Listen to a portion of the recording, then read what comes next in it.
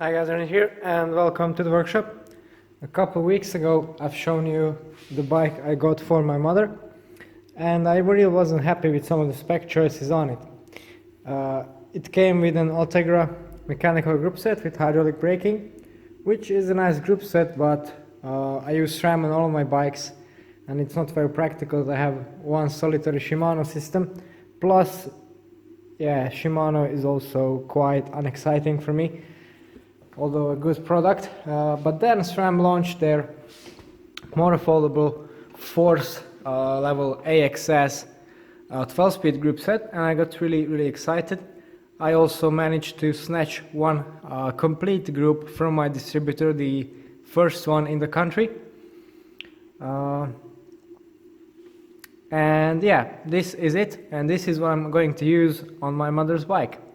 I have a red version coming up for my bike too, but unfortunately it's currently sold out and will only be available in early May. So at least this is a good chance to get the grips with the new AXS ecosystem, apart from the Eagle axis that I have on my mountain bike.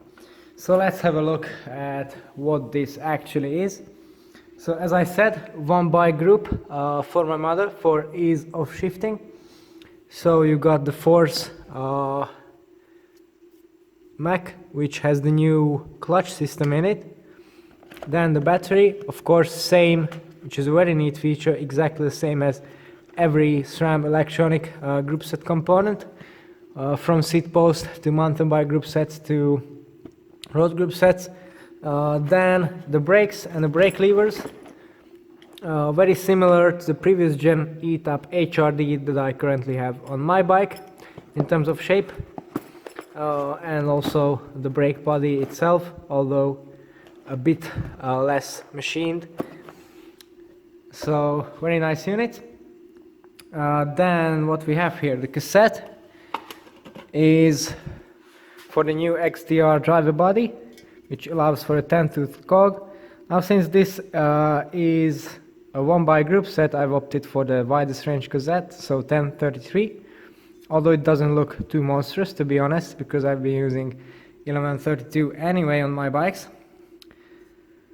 Then you can see that since this is not the red level cassette, it doesn't use the full one-piece machined design, but rather the simpler and cheaper pinned design. So the cogs are stamped out of different pieces and then pinned together.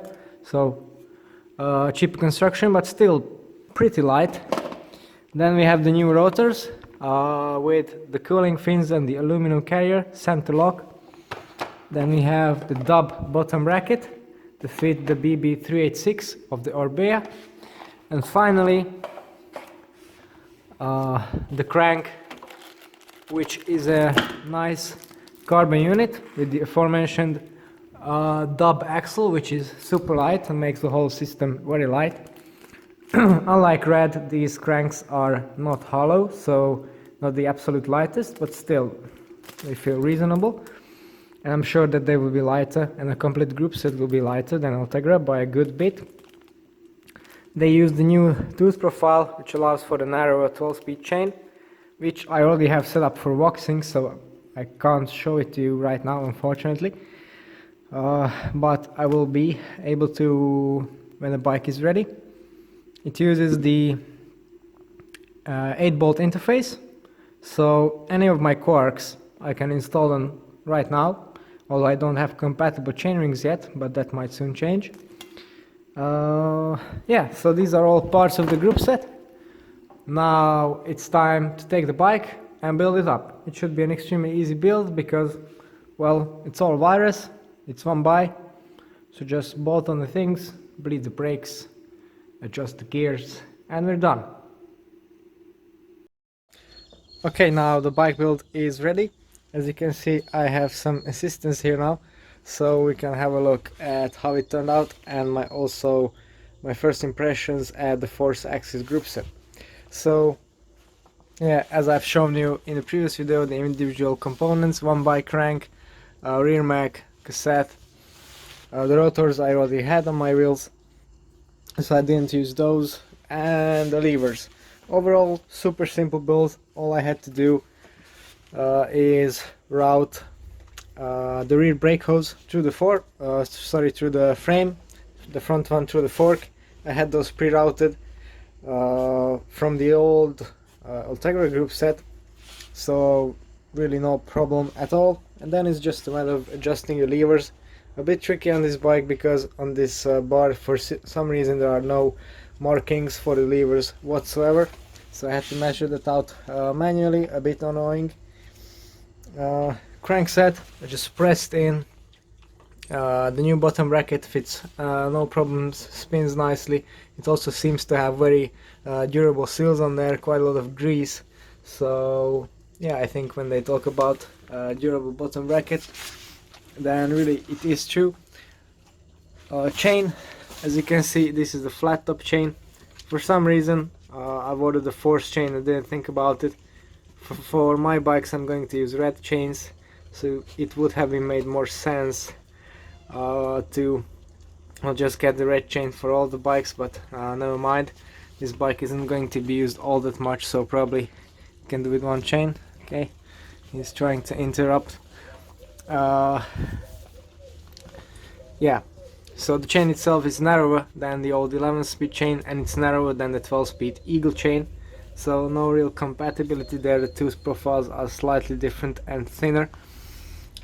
Shifting, I was actually very surprised by the shifting, because it doesn't really feel like old eTap anymore. It feels a lot like the Eagle axis, unsurprisingly. So the motor seems to react quicker, more crisply, more I wouldn't really say more like the i2. It's a bit of a different feel to it, but certainly it is more crisp, more aggressive, quicker shifting. I have yet to ride this bike. I mean, it's not my bike, and it's a bit too small for me, but for the sake of testing the group set, I think I will at one point if I have some free time. Wheel wise, I installed her my 4.5 AR discs. So this is a wheel set that I'm still going to use for some races. Well, the roads are, well, not brilliant, which to be honest are most of them. Where I live, the roads are much better than where I race. Now it's a bit impractical and complicated because I still don't have my red AXS Groupset. So each time I want to change the wheel set from this bike to my bike, I will have to change the freehub body with the cassette.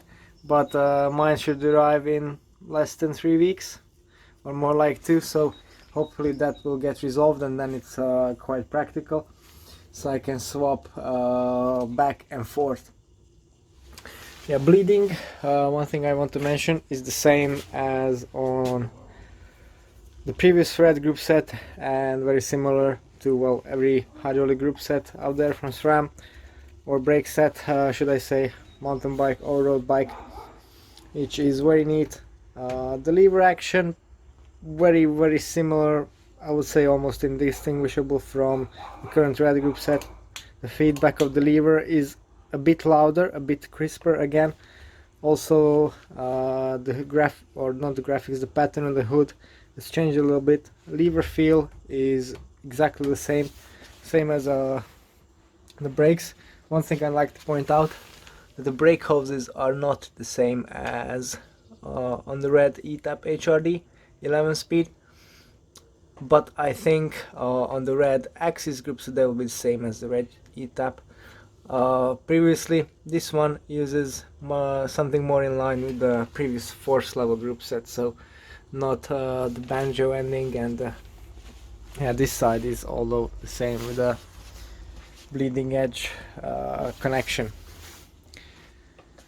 Okay, so overall I think it turned out to be a pretty sweet build. I'm really happy with the Force release, because I wanted my cross bikes well, to have all the eTap 11-speed, but now I think Force will be a much better option, and by the end of the year I think I will transfer all of my bikes, including the time trial bike, to 12-speed, because I really like how the system works, and you know, it's just simpler if you have multiple bikes to be on the same system because of the shared chains, shared cassettes, gearing, etc. It's much better for compatibility. In case something goes wrong, you always have something to rely on.